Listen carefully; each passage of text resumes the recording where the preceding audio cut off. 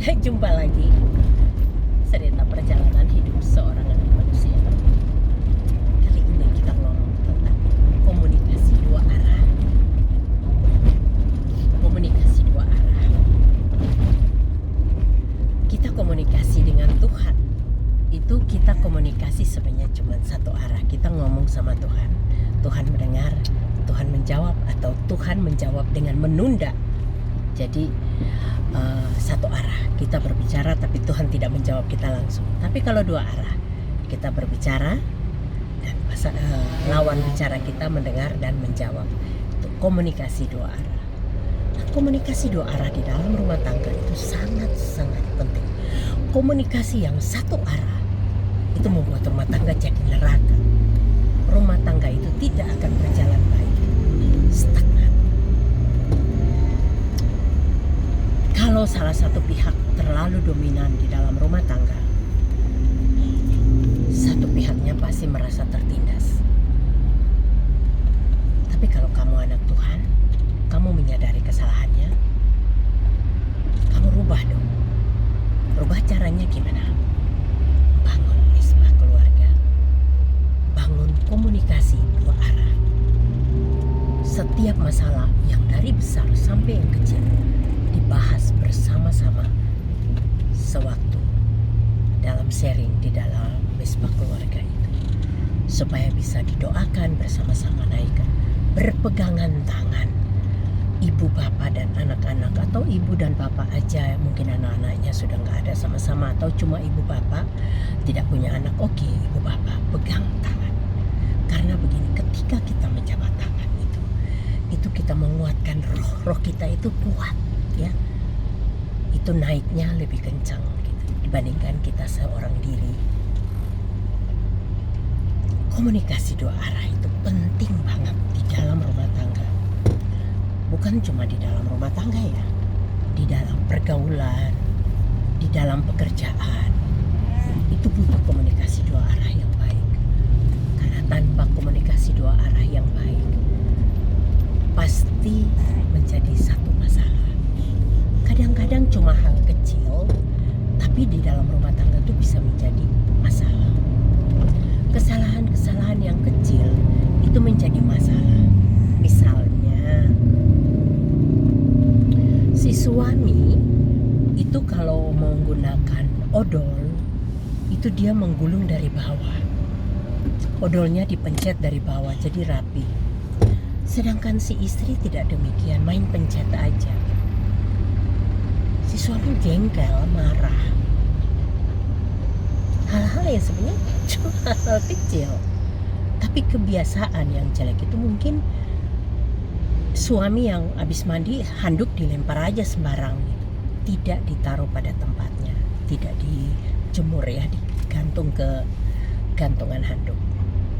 Si istri marah gitu. Kebiasaan kamu deh, mesti deh gitu. Itu hal-hal kecil, justru itu yang membuat menumpuk, dan satu waktu dia akan meletus. Ibaratnya bisul itu nananya ngumpul sedikit, satu waktu dia akan meradang dan pecah.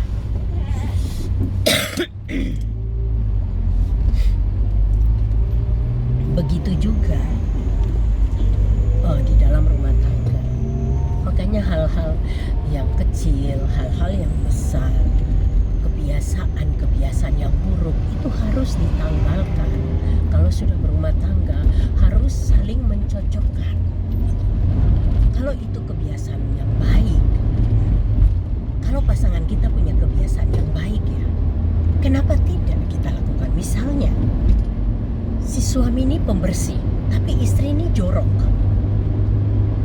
Istri kan tahu suaminya pembersih, bisa dong. Ini suaminya pembersih, suaminya rapi. Istri bisa dong belajar untuk mengikuti kebiasaan suaminya yang baik, ya kan? Seperti rumah yang selalu bersih dan rapi. Nah, itu kebiasaan suaminya. Istrinya lama-lama bisa menjadi seorang yang pembersih juga. Jangan sebaliknya, istrinya jorok, kebiasaan suami yang baik yang biasanya bersih, pembersih, jadinya malah jorok. Handuk basah lempar aja kemana-mana, baju kotor berserakan di mana-mana. Apa rumah ndak bau? Piring kotor dibiarkan aja, tidak dicuci. Panci-panci kotor dibiarkan, tidak dicuci. Jorok banget, rumah nggak disapu, nggak dipel. Terus gimana dong? Kebiasaan itu kan dibangun bersama-sama. Kebiasaan yang buruk jangan diikutin. Ada orang yang begini, si bapak ini orang yang penurut ya. Pada orang tuanya dia sangat hormat dan nurut. Tetapi setelah menikah dia berubah sikap karena dia melihat istrinya juga biasanya berani ke orang tuanya. Ya terikut, terbawa. Jadi suaminya berani membangkang juga, berani melawan pada orang tuanya. Ada hal-hal yang seperti begitu ya, hal-hal buruk yang terbawa. Jadi mestinya sebagai pasangan saling koreksi itu penting. Dulu saya waktu masih berumah tangga ya, saya itu orangnya cerewet. Sedangkan suami saya itu pendiam orangnya. Di rumah saya kayak burung.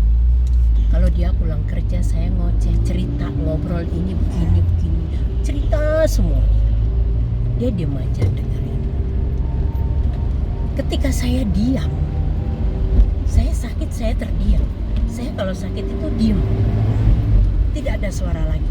Dia bingung, sakit ya? Karena apa? Biasanya saya itu kayak burung, atau saya ada berita dari keluarga yang membuat saya pusing gitu ya. Itu biasanya dia lihat, dia tahu ada apa. Karena tahu kebiasaan saya yang cerewet. Pulang itu sudah saya sambut dengan cerita saya. Dan dia tahu banget kebiasaan-kebiasaan saya seperti apa, dia tahu. Saya suka tanaman, suka bunga-bunga tuh suka. Ketika saya pergi keluar kota sampai 1 bulan atau 2 bulan, bunga anggrek saya berbunga, dia telepon ngabarin, bungamu berbunga loh, yang anggrek ini loh, ini berbunga bagus banget loh kan. Sayang kamu nggak ada di sini, nggak bisa lihat.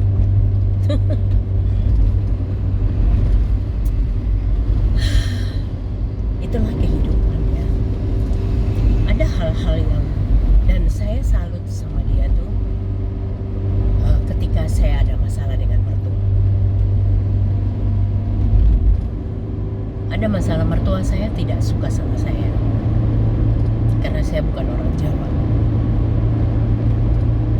sedangkan mereka orang Jawa dan masih ada keturunan garis biru.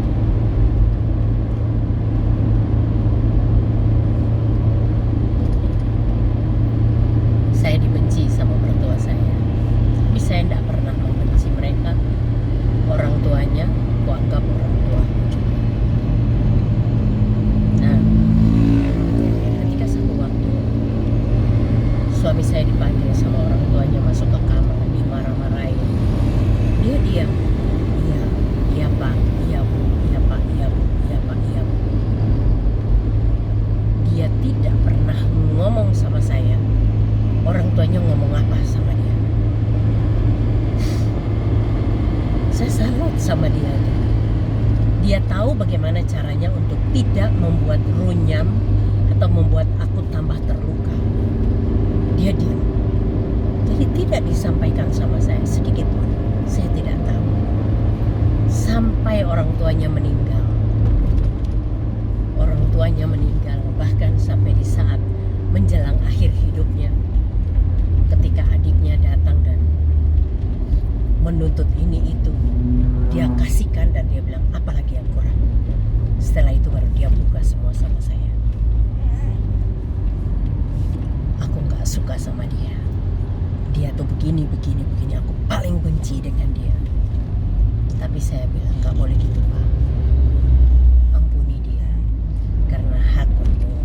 komunikasi itu haknya Tuhan. Dia mau sejahat apa, biarlah urusannya dia dengan Tuhan. Apalagi papi kan lagi sakit, udah nggak usah diurusin, biarin aja dia. Udah dikasihkan apa yang dia menuntut, yang bukan haknya sudah dikasihkan. Dia bohongin, nipu dengan cara kayak begitu, udah biarin. Udah. Memang komunikasi dua arah itu penting sekali. Komunikasi dua arah itu penting untuk ketika kita putus komunikasi, hubungan kita pasti nggak baik.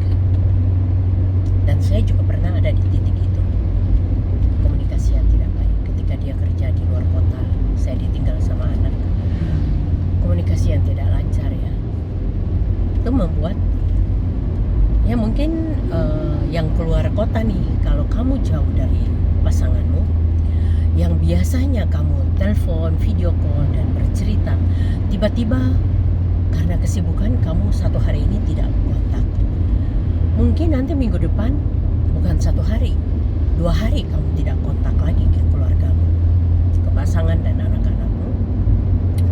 Nanti bulan depan mungkin lebih lama lagi, bulan-bulan ke depan, bahkan mungkin 1 bulan kamu gak ada kabar lagi. Bulan-bulan berikut lagi hilang aja. Karena banyak sekali rumah tangga yang seperti begitu, lost contact, dan sudah hilang.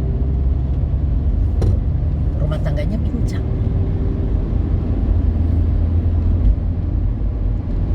Saya juga pernah mengalami seperti begitu. Makanya saya bilang komunikasi dua arah itu penting banget. Buat kamu yang saat ini mendengar video ini, koreksi hubunganmu dalam keluargamu. Mungkin kamu sebagai suami atau kamu sebagai istri, komunikasi itu penting sekali. Cintailah pasanganmu, hargai dia, hormati dia, bangga kamu memiliki dia. Karena ketika kamu mengalami kendala dan kamu mencari pelarian dengan lawan jenis yang lain, kamu hanya menggali lubang untuk mengubur dirimu sendiri. Karena masalah demi masalah juga akan datang. Satu komitmen kamu belum selesaikan, kamu sudah bikin komitmen baru lagi.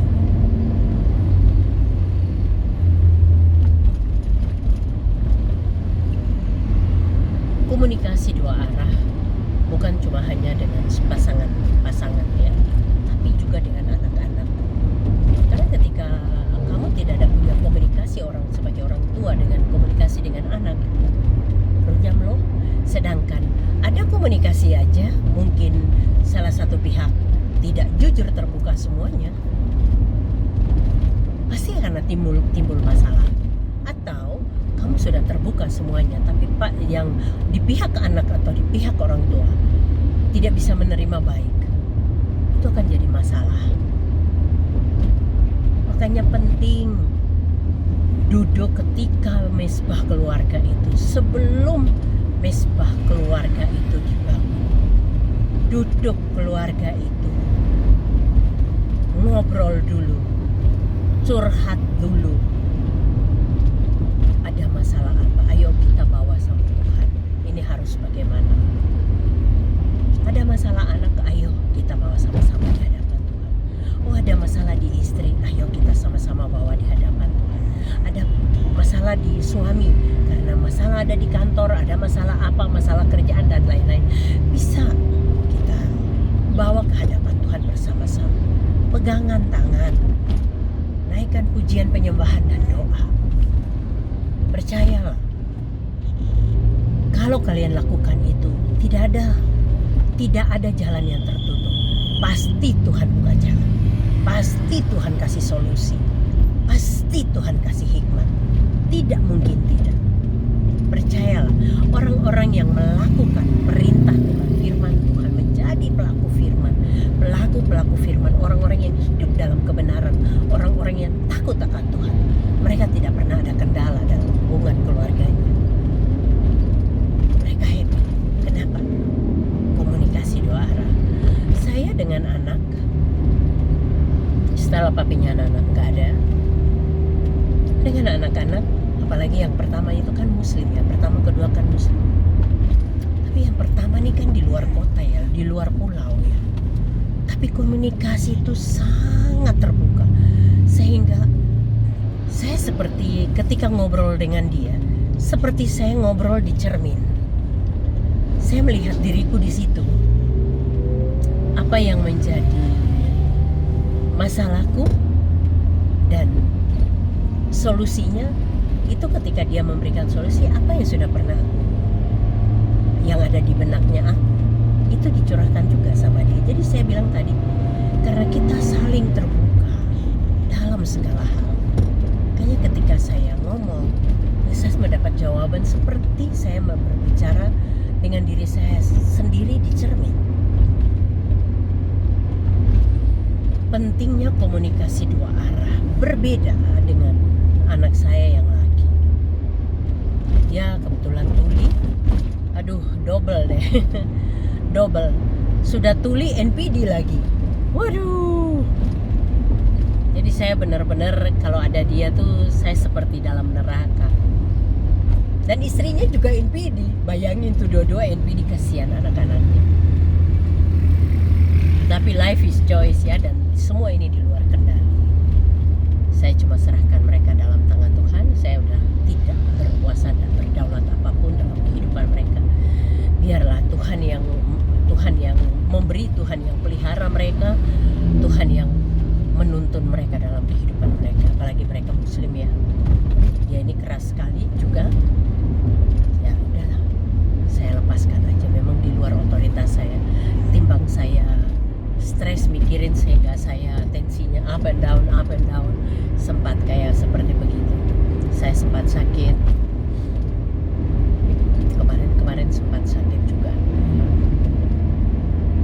karena saya orangnya pemikir. Kalau ada masalah nggak bisa diselehke, kalau orang Jawa bilang nggak bisa ditaruh dulu gitu.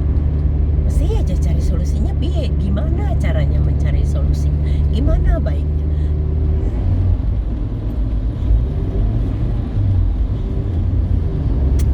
Komunikasi itu penting. Betapa pentingnya komunikasi. Bukan cuma ketika ada masalah baru komunikasi lancar.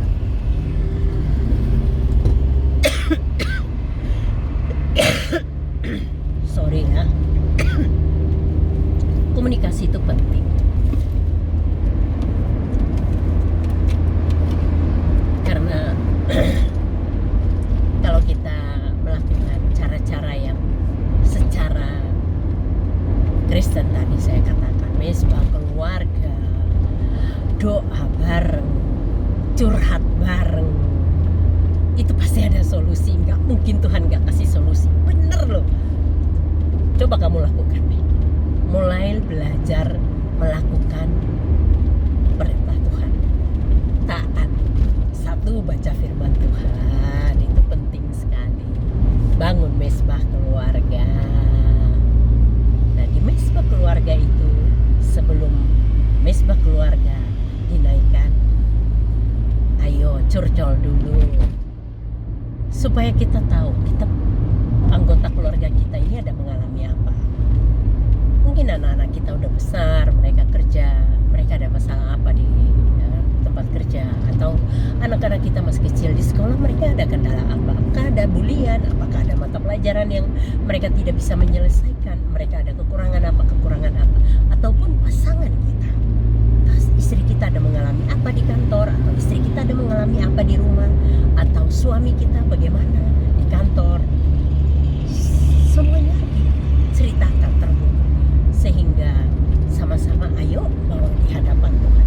Percayalah, kalau komunikasi dua arah itu berjalan baik, tidak ada kendala dalam rumah tangga. Percayalah, lakukan itu. Oke, kalau kamu terberkati dengan video ini, bantu share ke orang lain, ke anak-anak Tuhan yang lain. hamba Tuhan yang famous, yang sangat terkenal, yang ribuan orang menonton video saya. Tapi saya percaya bahwa